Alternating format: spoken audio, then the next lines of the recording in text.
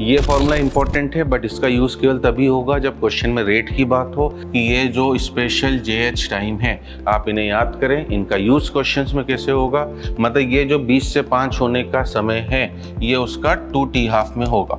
Life में उतारिए, अपनी calculation में उतारिए और अपने कॉन्सेप्ट में उतारिए। Hello all my dear lovely student, और आई एम जितेंद्र हिरवानी। बच्चे मुझे प्यार से JH सर, जरा हट के सर बुलाते हैं।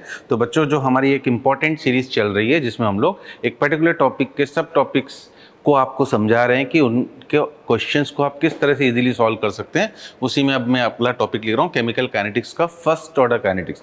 हम सभी को पता है बच्चों की फर्स्ट ऑर्डर काइनेटिक्स के ऊपर नॉर्मली हर साल ही क्वेश्चन आता है, और कभी अगर केमिस्ट्री में छूट भी गया बच्चों तो न्यूक्लियर फिजिक्स में जितने भी कॉन्सेप्ट आपके लगते हैं वो सब फर्स्ट ऑर्डर काइनेटिक्स की हेल्प के ही होते हैं। तो आज के इस सेशन में मैं आपको, ठीक है ना, फर्स्ट ऑर्डर काइनेटिक्स के कुछ स्पेशल टिप्स बताने जाऊंगा जिनकी हेल्प से आप क्वेश्चन को चुटकियों में सॉल्व कर सकते हो विदाउट यूजिंग द इक्वेशन। तो सबसे पहले फर्स्ट ऑर्डर रिएक्शंस क्या होती है ना, एक ऐसी रिएक्शन जिसकी रेट रिएक्टेंट के फर्स्ट ऑर्डर के कंसंट्रेशन के ऊपर डिपेंड करती है। मतलब अगर आपसे कभी भी रेट पूछी जाए तो फर्स्ट ऑर्डर के लिए पहला फॉर्मूला आपको याद रखना है R=K/A। This is the first formula. But ये यूज तभी होगा डियर स्टूडेंट, याद रखिएगा, जब आपसे क्वेश्चन में रेट पूछे। अगर वो रेट नहीं पूछ रहा है तो इस फॉर्मूले का कोई भी यूज नहीं है, केयरफुल, ठीक है। इसके अलावा अगर हम बात करते हैं बच्चों इंटीग्रेट करके जो हम रिलेशन निकालते हैं, तो ln(AT)=ln(A0) -KT, ठीक है ना। मैं केवल आपको क्रिस्पी वे में सब फॉर्मूले बता रहा हूँ जो आपको इस समय याद रखना जरूरी है। और अगर आप इसे log ऑफ AT कर देते हो तो then it will be log of A0 और -KT/2.303। तो ये फॉर्मूले, इनका भी आपको कहीं यूज़ नहीं करना है, but since it is given in NCERT कि कभी वो हमसे ग्राफ पूछ ले डियर स्टूडेंट्स, है ना, कभी वो मुझसे ग्राफ पूछ ले कि ln(AT) वर्सेस T का ग्राफ कैसे होगा, तो ये आपके लिए ln(AT) है डियर स्टूडेंट्स, ये आपके लिए T है। तो ln(AT) वर्सेस T का ग्राफ आपका straight line with negative slope की तरह होगा, ठीक है, straight line with negative slope. अब मैं साथ में थोड़ी सी बातें अगर जीरो ऑर्डर की भी करूं आपके साथ, तो जीरो ऑर्डर में AT वर्सेस T का ग्राफ लीनियर होता है, फर्स्ट ऑर्डर में ln(AT) वर्सेस T का ग्राफ लीनियर होता है। दोनों में एक इतना सा बेसिक डिफरेंस है, इसके ऊपर आपसे क्वेश्चन वो पूछ सकता है। और अगर इसका इंटरसेप्ट और स्लोप पूछेगा तो इंटरसेप्ट आपका ln ऑफ A0 है, और कभी आपसे, क्योंकि ग्राफिकल क्वेश्चन में भी हमें काफ़ी ज़्यादा परेशान करता है, तो अगर ये जो इसका थीटा है tan थीटा, तो ये tan थीटा अगर मुझसे पूछा जाएगा तो it will be equals to -K, ठीक है ना। और इसी तरह से अगर वो log AT वर्सेस T का ग्राफ पूछेगा तो रहेगा तो बच्चों स्ट्रेट लाइन का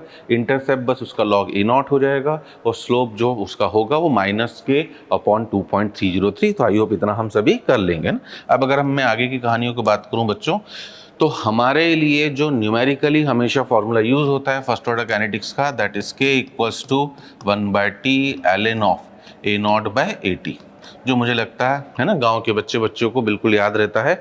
और अगर आप इसमें, है ना, लॉग ले लेते हैं तो it will B 2.303/T log of A0/AT, ठीक है जी। न्यूमेरिकली आपको मैं आपसे वही कह रहा हूँ बच्चों, ये फॉर्मूले के ग्राफिकली इंपॉर्टेंट थे कि पूछ ले तो आपको पता होना चाहिए। ये फॉर्मूला इंपॉर्टेंट है बट इसका यूज़ केवल तभी होगा जब क्वेश्चन में रेट की बात हो। अदरवाइज आपको हर क्वेश्चन, ये जो अब मैंने फॉर्मूला नंबर 2 आपको बोल रहा हूँ, इससे करना रहता है। अब चाहें तो आप इसमें भी थोड़ी सी अपनी ट्रिक्स लगा के कैलकुलेशन बचा सकते हैं, और उन्हीं के ऊपर मैं आ रहा हूं। तो हमारे लिए मोस्ट इंपॉर्टेंट फार्मूला ये है। और इसके अलावा एक लास्ट फार्मूला जो सबसे इंपॉर्टेंट, अगर हम फर्स्ट ऑर्डर काइनेटिक्स की बात करें, कि इनका जो हाफ लाइफ टाइम होता है ये कभी भी इनिशियल कंसंट्रेशन के ऊपर डिपेंड नहीं करता है। तो इनके T½ का फॉर्मूला डियर स्टूडेंट्स ln(2/K), और हम सभी को पता है कि ln(2) की वैल्यू 0.693 होती है। बट स्टिल मैं आपसे एडवाइस दूंगा कि एग्जाम में अगर, है ना, वो आपको क्वेश्चन में ln(2) की वैल्यू भले 0.693 ही क्यों न दे, आप उसे 0.7 ही लेना, क्योंकि आपके जो नीट एग्जाम का जो पेपर है बच्चों, उसमें आंसर्स में वाइड डिफरेंस होता है। तो अननेसेसरली 0.693 लेकर अपना टाइम खोटी ना करें, ठीक है जी।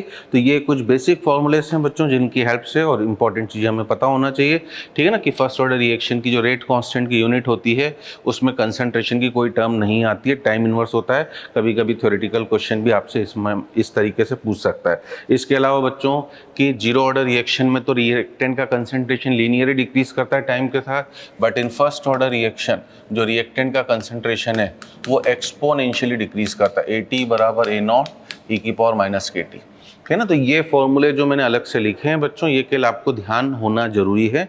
यूज़ मैंने आपको बता दिया, केवल हम 1, 2, 3 का करेंगे। इसलिए कभी कभी आपसे रेट वर्सेस टाइम का भी ग्राफ पूछ सकता है, रेट वर्सेस कंसंट्रेशन का। तो रेट वर्सेस कंसंट्रेशन का ग्राफ अगर हमसे पूछा जा रहा है डियर स्टूडेंट, तो हम बोलेंगे straight line passing through origin. अगर जीरो ऑर्डर होती तो straight line parallel to concentration axis, ठीक है ना।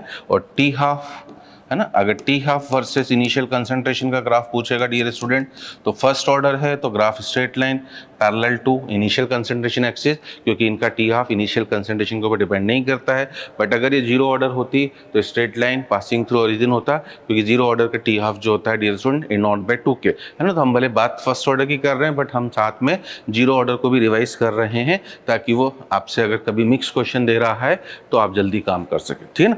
अब जो भैया मैं आपको अपनी ट्रिक्स बताऊं बच्चों, JHT कुछ जरा हटके ट्रिक्स, तो जरा हटके ट्रिक्स ये हैं बच्चों।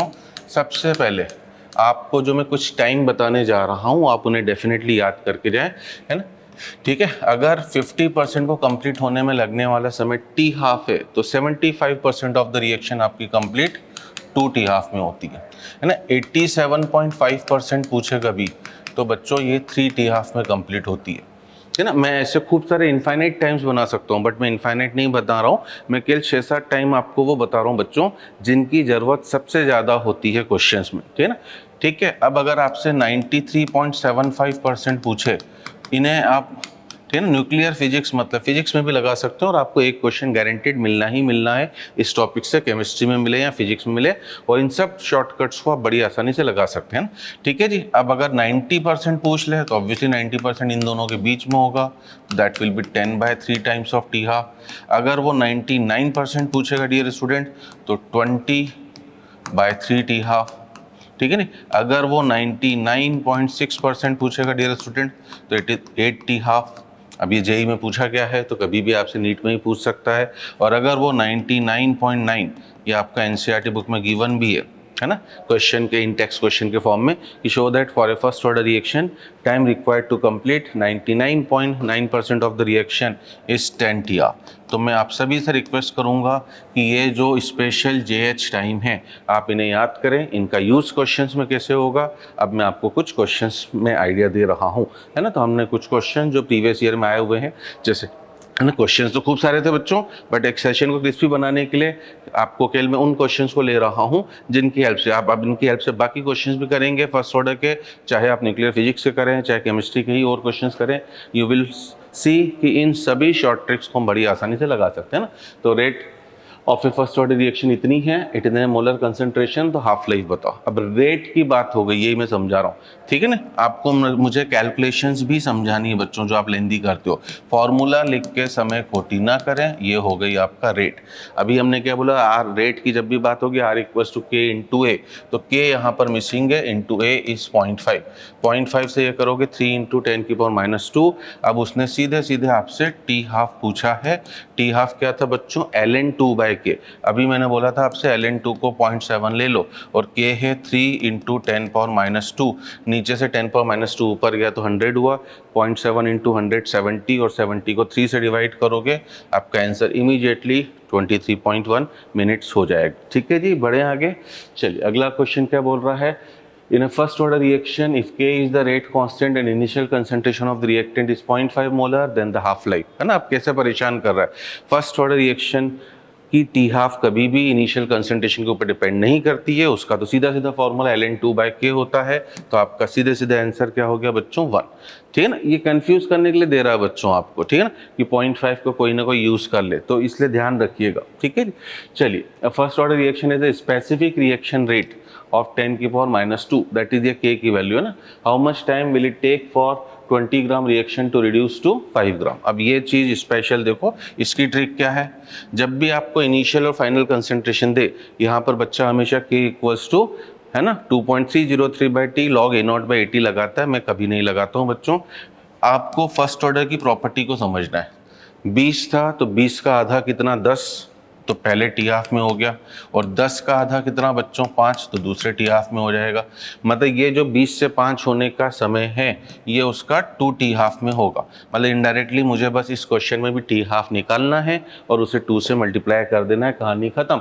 अब उसने बोल दिया है स्पेसिफिक रिएक्शन रेट मतलब के की वैल्यू, तो 2 के इस ln2 को 0.7 लिखा अपॉन 10 की पावर कितना डियर स्टूडेंट -2, 10 पर -2 नीचे से ऊपर गया, 100 हुआ, 0.7 इंटू 100 कितना हुआ बच्चों 70, और 70 इंटू 2 कितना 140, मेरा आंसर हो गया 2, है ना सर। 138.6 क्यों है, क्योंकि उन्होंने एग्जैक्टली ln2 को 0.693 लिया है। बट मैं आपको एडवाइस दे रहा हूँ कि उतना काम न करके आप अपना समय बचाएं, आपका काम आसान होगा। तो इस तरीके से हमने ओरली कर लिया, ठीक है जी।